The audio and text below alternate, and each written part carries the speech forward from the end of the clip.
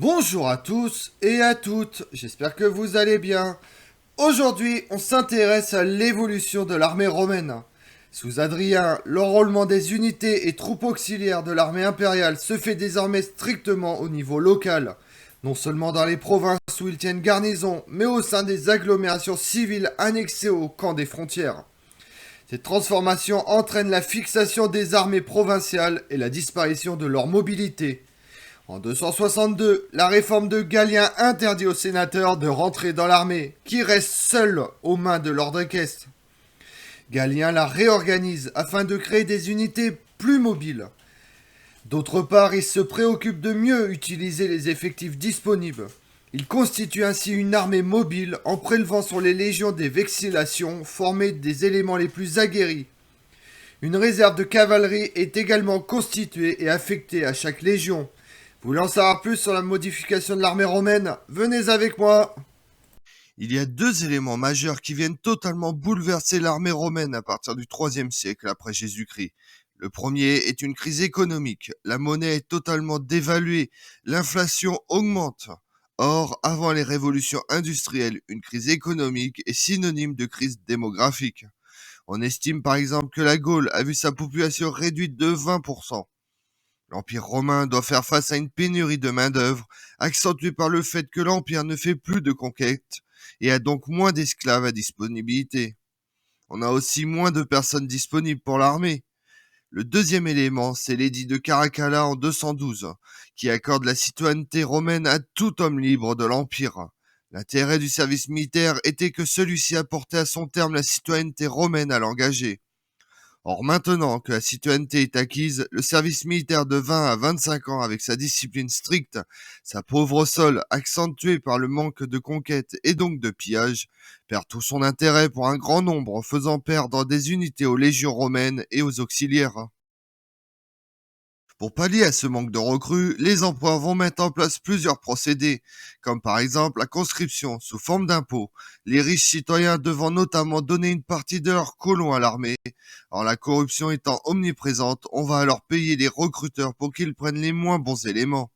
Le manque de main-d'œuvre affecte toute la société, mais aussi la création d'une caste militaire, les enfants de soldats étant prédestinés à être également soldats.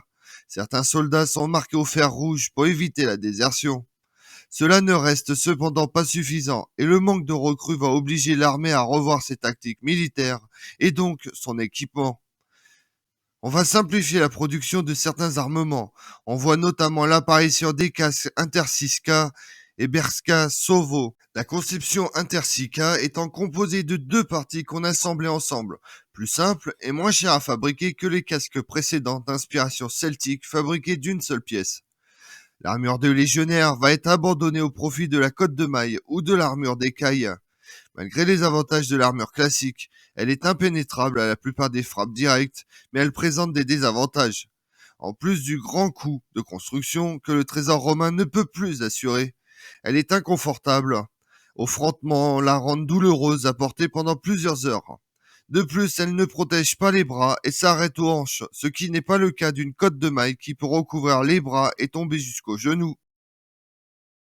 Le manque de recrutement impose le besoin de réduire les pertes durant les affrontements. Pour cela, on abandonne le style offensif.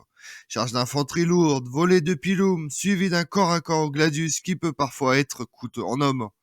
On va adopter un style défensif. Le scutum, bouclier caractéristique du légionnaire romain, est remplacé par des boucliers ovales ou ronds qui permettent l'utilisation au combat de meilleures tactiques défensives comme le mur de bouclier.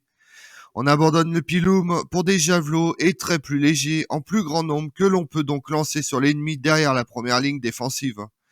Mais surtout, on adopte une lance de poussée plus longue qui permet de tenir l'ennemi à distance. Dans le même idée, le court gladius est remplacé par la spata, plus longue qui permet toujours de tenir l'ennemi à bout de bras. La cavalerie qui prend une plus grande importance dans l'armée du IVe siècle qu'elle n'en avait au IIe siècle.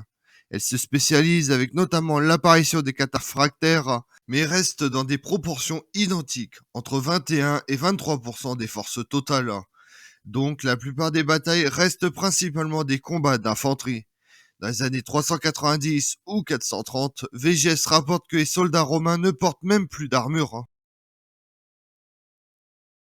De la fondation de la ville de Rome jusqu'au règne de l'empereur Gratien, le légionnaire portait des cuirasses et des casques. Mais la négligence et la paresse ayant peu à peu introduit un relâchement total de la discipline, les soldats commencèrent à trouver leur armure trop lourde, car ils la revêtaient que rarement. Ils demandent d'abord à l'empereur la permission de déposer la cuirasse et ensuite le casque. En conséquence, les troupes dans leur combat contre les Goths étaient souvent submergées par la pluie de flèches. Le gouvernement romain ne ressent pas la nécessité d'obliger l'infanterie à reprendre cuirasse et casque, malgré ces défaites répétées qui démontrent l'affaiblissement de l'autorité de l'empereur et de la discipline romaine.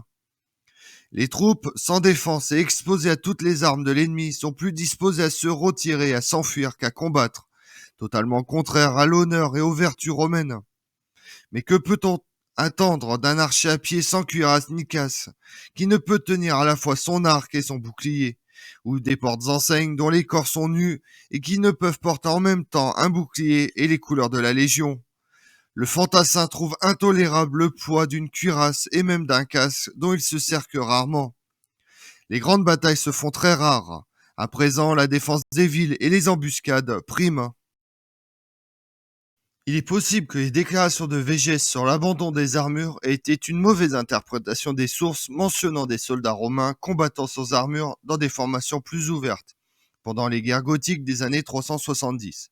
En effet, la bataille de Strasbourg, survient en 357, est le parfait exemple de la nouvelle stratégie défensive adoptée par les Romains. L'empereur Julien affronte une confédération allemande. On estime entre 13 000 et 15 000 les effectifs romains contre 15 000 à 35 000 les effectifs germains. La cavalerie romaine est repoussée très tôt par la cavalerie germaine. La bataille sera donc essentiellement un affrontement d'infanterie. Les Germains adoptent la formation en coin pour charger les deux lignes d'infanterie romaines en position défensive, malgré une percée au centre qui sera repoussée par la deuxième ligne romaine. Les Germains connaîtront une défaite cuisante. Les pertes sont disproportionnées, on parle de 234 Romains tués contre plus de 6000 du côté des Germains. Ils indiquent une meilleure protection côté romain, ce qui semble également contredire les écrits de Végès, car comment des soldats sans casque et cuirasse auraient pu réaliser cette performance? Comme on l'a vu, l'armée romaine à partir du IIIe siècle après Jésus-Christ est exposée à des menaces extérieures d'une portée alors inédite. Le péril augmente sans cesse près des frontières et l'armée doit être mise en position défensive afin d'y faire obstacle. Ce sera sous Constantin que l'armée et son commandement sera encore réorganisé. Je vous remercie d'avoir suivi cette vidéo en ma compagnie. Si vous voulez connaître mes autres vidéos, retrouvez-moi sur ma chaîne YouTube Tout sur l'Histoire avec Damien, mais également sur les réseaux sociaux, Twitter et Instagram, Histoire Damien. Et pensez à liker, commenter et vous abonner. Je vous remercie à tous.